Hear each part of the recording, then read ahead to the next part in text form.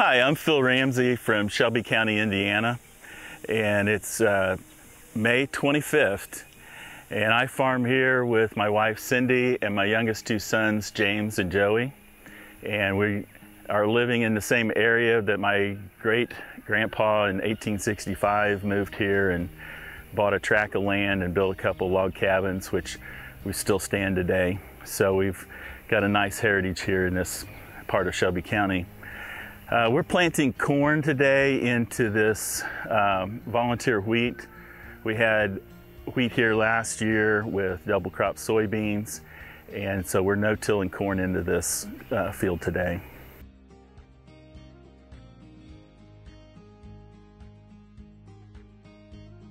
I serve on the ASA board, and along with several members from clear across this country. I'm on the Biofuels and Infrastructure Committee, where we are involved with biofuels promotion and infrastructure across this country, which is a busy committee at this time with everything that's being promoted here in our country. ASA is very important. We have really good leadership, and we have good members in Washington to help lobby the administration and our congressmen and senators to help promote agricultural friendly policies when it comes to pretty much everything. So it's been a very interesting being on ASA and learning the whole realm of what we do and the relationships that ASA has with all of the congressmen, senators, the White House, USDA. ASA is quite influential in DC. Harvest 2020 went very well. We had good crops, good yields. We were able to get it all in timely. It was nice from compared to 2019 with all the struggles we had with planting and late harvest. So 2020 was very good, and we had good yields, good quality grain.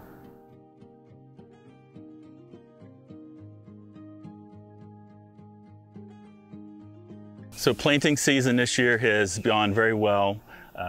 We've had timely showers that has delayed us slightly on getting the planting all done.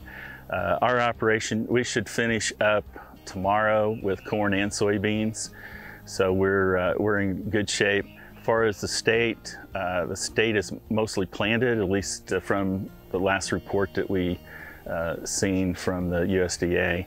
And I think most crops have gotten put in very well with very little replant being done. I have heard of some replant, but I think it's very limited. Across the country, it's pretty well planted, and I think we're off to a very good start here for 2021, and excited about what our prospects are. So I'm often asked, what do I do in the wintertime when I don't have anything to do? And it's always a chuckle for me, because I'm thinking I'm almost more busy in the winter than I am in the springtime.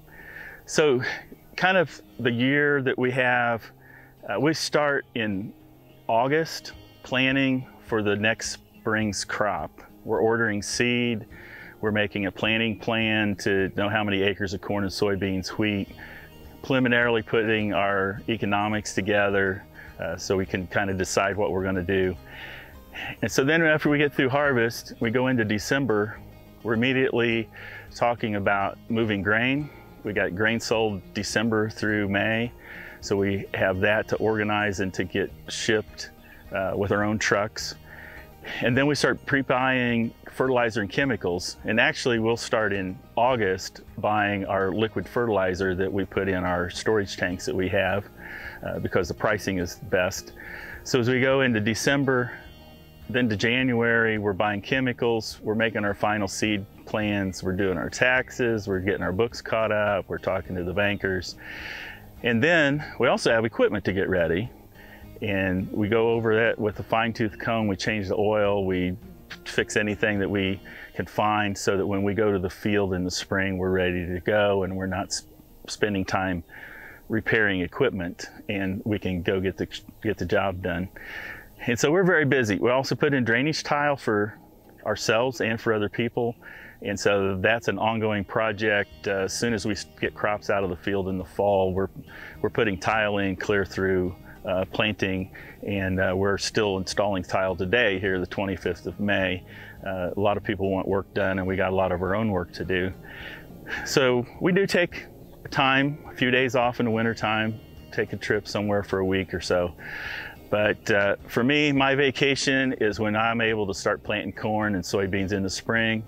I can get in that tractor, and I've made all my plans. I've done all my thinking back in the winter time. I've got my plan in place, and I'm sitting there in that tractor enjoying the day, the sun, the radio, and air conditioning, and enjoying life. And so when people think I'm busy, I'm actually kind of on vacation when I'm planting corn and soybeans. All of our soybeans are seed beans for Beck's hybrids. So we've been growing for them for a long time, 20 years or more. On our corn, we deliver corn several different locations. We're big into non-GMO corn, but that market's constantly shifting. And so there's about 5 different places that we take non-GMO corn. We're also raising a little bit of waxy for export, food grade export. And then with the new Poet plant here in Shelbyville, we've been delivering a lot of corn to Poet for ethanol. Before that, there's a couple other ethanol plants that we've been delivering a lot of corn to. So we have quite a mix. We travel up to 85 miles delivering grain, and it's just based on what the basis is and trucking costs, which we do have our own trucks, but there's still a cost to operating them. So about 8 different locations that we'll take corn to. Our soil health is very good. We use 2 different soil consultants to soil test and give us recommendations. We variable rate all of our fertilizer and lime applications, and we also variable rate some of our seeding rates, not all of it. Okay, so we use many different precision ag tools. The one that we're setting here in the combine is the Ag Leader Yield Monitor, which we use is very important to us. It tracks our yield as we're going through the field. We're able to see instantaneously what the yield is at that point. Plus, it's also recording it, so we now have documentation of what our yields are for that field. And so the information that we get, we can now use when we're forming our fertilizer plan and we're applying fertilizer. We can put it where it's best needed. And so the same monitor we're able to use in the corn planter and in the sprayer, so that we can track what we're doing there. We can keep records. We also have what is called auto swath. So it knows where we have already planted or applied chemicals or fertilizer.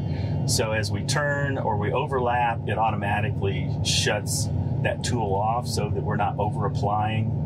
And so that saves us a considerable amount of money in seed, fertilizer, and chemicals. So it doesn't take very long to pay for this type of equipment. Agriculture has its share of risks. When we plant a crop, plant the corn and soybeans in the ground, we're always hopeful it'll come up perfect, and usually it does, but we do have some times when it's not, and we have to replant and readjust.